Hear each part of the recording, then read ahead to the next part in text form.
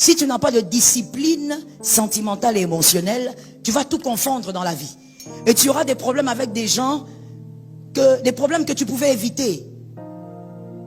Il y a des gens que tu risques de perdre parce que tu as confondu ces choses-là. Mais quand on vit dans la discipline selon les respects des interdits, on développe au fait une stabilité émotionnelle. On comprend que dans la vie, il y a plusieurs amours.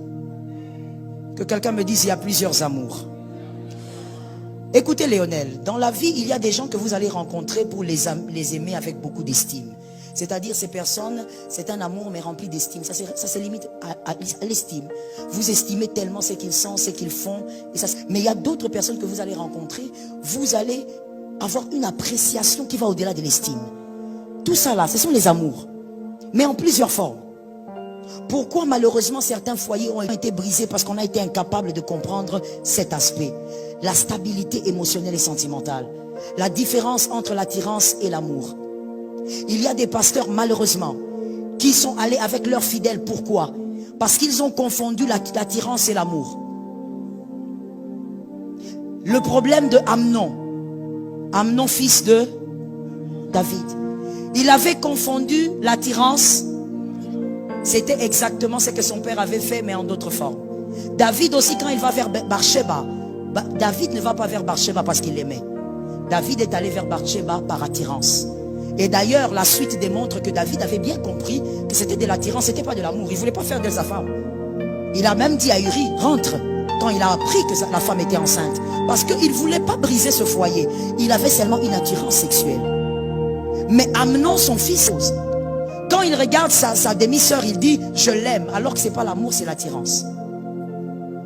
Il peut arriver, et très souvent ça arrive aux hommes, il peut arriver que dans votre vie, vous rencontrez une personne, vous sentez un amour bizarre, mais ce n'est pas de l'amour, c'est de l'attirance physique. Mais quand vous ne savez pas faire la différence, vous allez nager dans un amour qui n'existe pas. Le mal qui ne devait pas arriver. Parce qu'à chaque fois, retiens pour la vie, à chaque fois que tu dis j'aime, tu deviens faible. À chaque fois que tu sors le mot je t'aime, face à n'importe quoi, tu deviens faible. Et donc le mal arrive sans que toi tu le voies.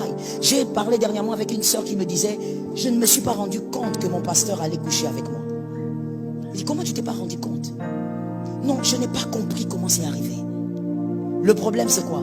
Elle a confondu l'attirance et l'amour. Elle était dans l'attirance, mais elle pensait que c'était l'amour pour son papa. Quand on n'est pas discipliné, on ne va pas stabiliser ça.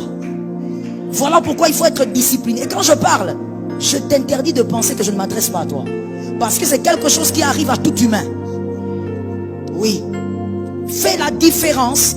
La différence, comment elle arrive? En posant des règles de discipline.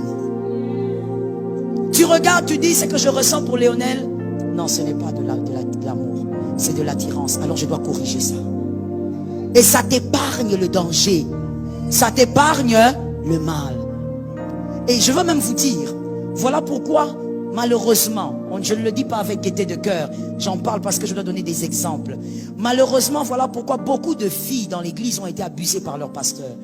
Mais à chaque fois que tu parles avec ces gens de filles, elle te dira, je ne sais pas comment ça s'est passé, mais je ne lui en veux pas.